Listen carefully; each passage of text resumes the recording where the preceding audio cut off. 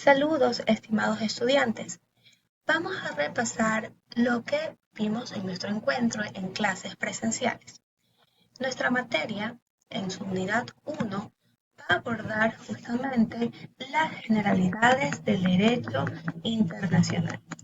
Recordemos que este primer día estuvo acompañado de la bienvenida, la presentación docente, la explicación de la metodología, las cuales reposan en esta diapositiva subida en la plataforma del CEF.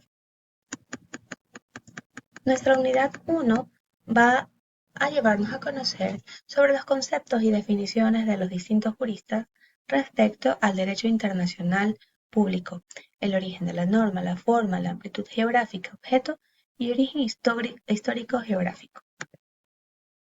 Nuestro objetivo es apreciar las distintas etapas históricas en que se desarrollaron los conflictos bélicos mundiales y qué propósito final surgió de ellos, nutriéndose las fuentes que dieron origen al derecho internacional. Vamos entonces a revisar estas definiciones, siendo en sí el derecho internacional el conjunto de normas jurídicas que regulan las relaciones entre los sujetos de la comunidad internacional. Como se mencionó en clases, así como los estados en su organización interna poseen normas que se encuentran regulando la conducta de sus ciudadanos o incluso cualquier transeúnte que se encuentre dentro de su territorio, así también la comunidad internacional posee normas que se expresan a través de tratados internacionales consensualmente suscritos por los estados a través de sus jefes de gobierno para que de esta manera puedan convivir de manera pacífica y que cualquier tipo de controversia pueda ser resuelta de la mejor manera posible sin comprometer la paz ni la seguridad de sus ciudadanos.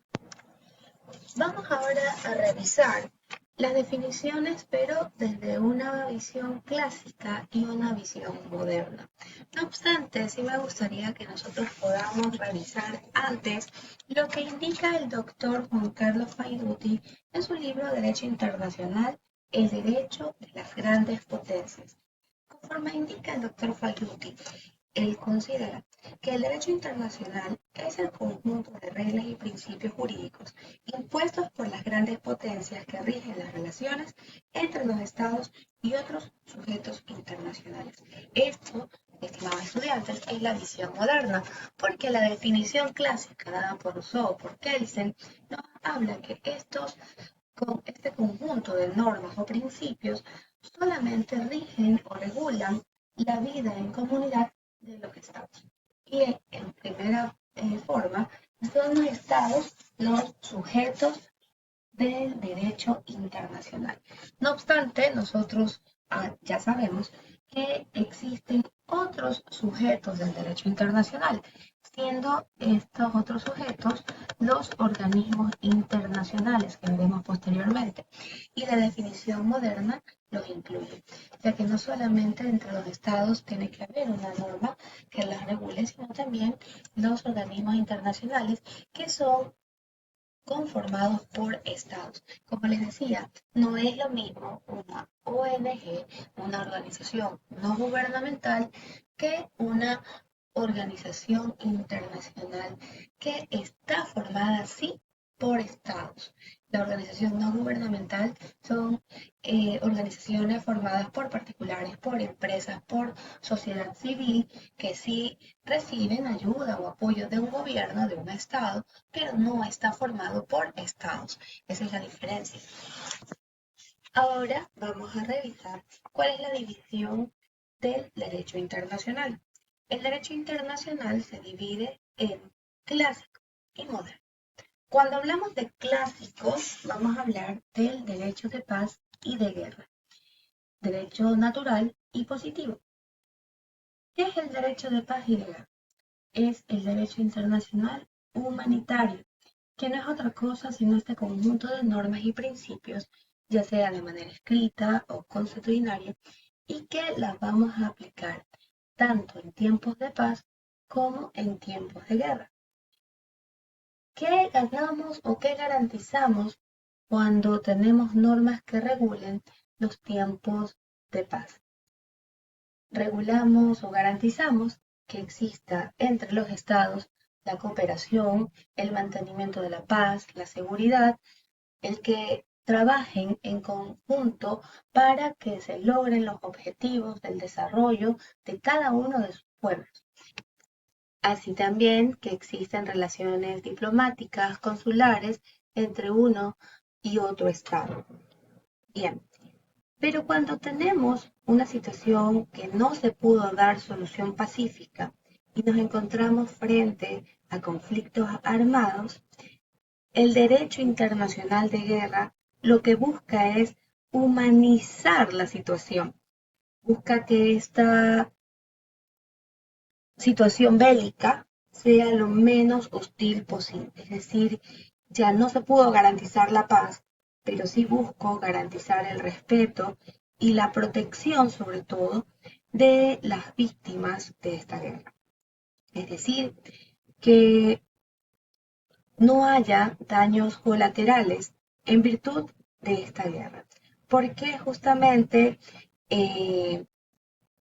los estados en conflicto equivocadamente dentro de sus objetivos está la población civil. ¿Y esto por qué lo hacen? Para destruir, para debilitar al enemigo.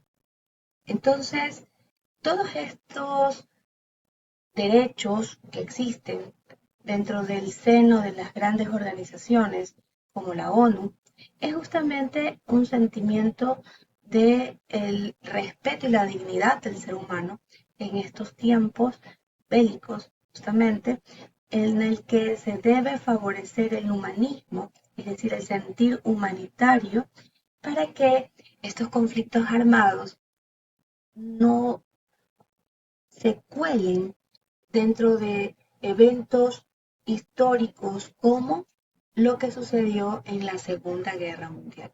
Y es que justamente la organización internacional más famosa, más grande que existe actualmente, porque abarca a la mayoría de los países, estamos hablando de 193 estados que lo conforman, buscan asegurar la protección del ser humano contra cualquier mal que sea ocasionado en virtud de la guerra.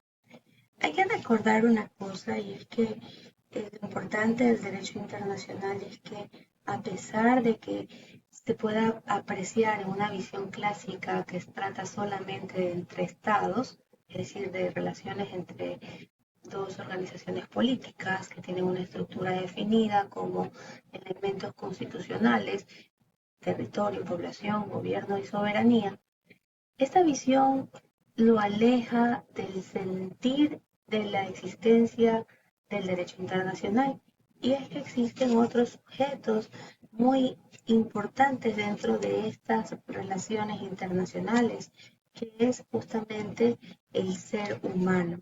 Entonces, la protección del ser humano se transforma en un principio inalienable. Es el principio conocido como el ius cogens, en el cual ningún otro tratado o ningún otro principio puede ser contrario a lo que es el ius cogens, que protege al ser humano. En este caso, el que esté en contra de este principio es considerado nulo.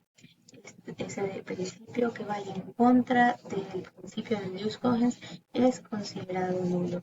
Y la protección del derecho internacional va para todos, todos los hombres, incluso aquellos que pertenezcan al país que erróneamente aplicó la agresión para solucionar los temas de conflicto. Entonces, existen justamente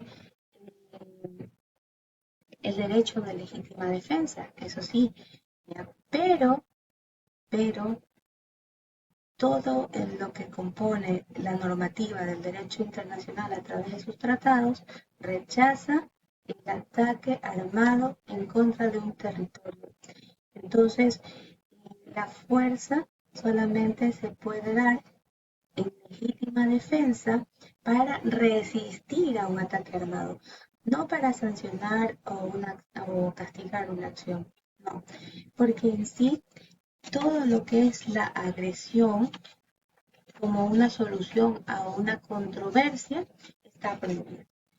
Está prohibido la amenaza del uso de la fuerza. Está prohibido también una guerra de agresión. ¿Por qué? Porque justamente esto constituye un crimen contra la paz y va contra lo que promueve la Organización de las Naciones Unidas al buscar la seguridad y que haya un arreglo pacífico de controversias. Bien, vamos a quedar hasta aquí, ya que la unidad 1 la vamos a continuar en nuestra segunda clase presencial, donde revisaremos las divisiones que continúan dentro de estas diapositivas. No nos olvidemos que en la siguiente clase revisaremos también la unidad 2. Que tengan una excelente jornada.